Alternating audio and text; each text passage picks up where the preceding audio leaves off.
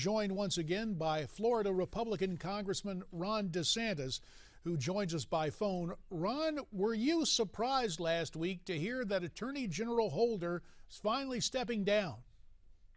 You know, at first I was. I think it's almost 6 years too late that he's stepping down. But the more I thought about it, I think it makes sense because Democrats know it's probably going to be a rough November election for them, and they're looking at the prospect of potentially having a Republican majority in the Senate and not being able to confirm an Attorney General nominee. So I think Holder took the move now, and the move will probably be Harry Reid will try to confirm somebody during the lame duck. And, you know, my initial instinct was, well, they're probably not going to do much worse than Holder, but actually some of the names I've heard floated raise very, very serious concerns, and I think would perpetuate the politicization of the Justice Department.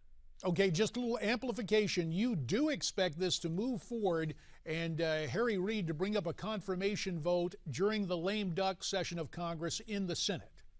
I think so, and I think Republicans will resist that, but I think Reid will use the nuclear option and then potentially confirm an AG with 51 votes or even 50 votes with Biden.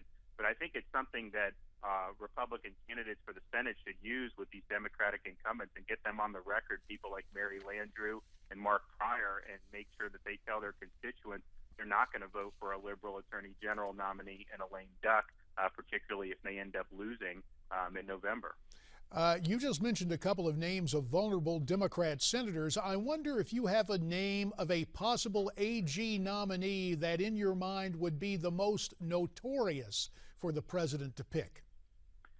Well, I do know one name that I'm familiar with is Labor Secretary Tom Perez that's been floated. And the reason why I'm familiar with Perez is because on the House Oversight Committee, we've conducted investigations into impropriety committed by Mr. Perez while he was one of Eric Holder's lieutenants in the Justice Department. And it's basically using the DOJ for liberal political causes, for community activism, instead of for the blind administration of justice. And so I think he would follow suit with Holder, and in some ways maybe even more of an activist. And so I think that would be very, very concerning if the president were to nominate Tom Perez. Ron, you mentioned your time on the Oversight and Government Reform Committee. You guys have been dealing with so many scandals there. It's tough to keep them straight. Fast and Furious led to the contempt citation against Eric Holder.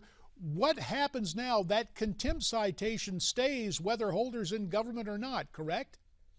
Right. So the criminal side basically was deep sixed by the Justice Department because they're not going to prosecute Holder.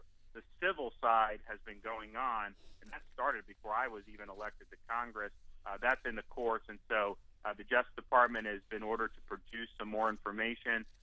So that's going to take its course. We may be able to get some more information for that, but it's a long and arduous process. And that's why having an Attorney General that follows the law is important, because if they're not willing to do this, it's very difficult for the American people to get the truth if you're going through the laborious civil justice process.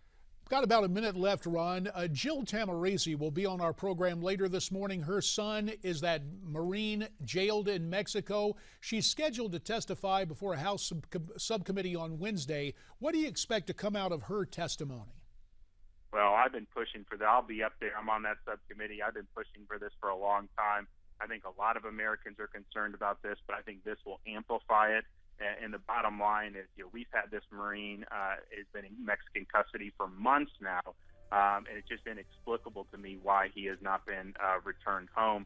And so I think this will help amplify the issue. And I think Congress should take a stand. I don't see why we're sending money to Mexico in foreign aid as long as they have this Marine in custody. I think they need to return him as soon as possible. That'll have to do it. Congressman Ron DeSantis, Republican of Florida, we very much appreciate your time, sir. Thanks a lot. Appreciate it. So you heard what Ron has to say. What say you about that Marine jailed in Mexico and also the impending exit of Eric Holder? Why don't you tweet us your comments at Newsmax TV, #America's Forum. And America's Forum will return right after this.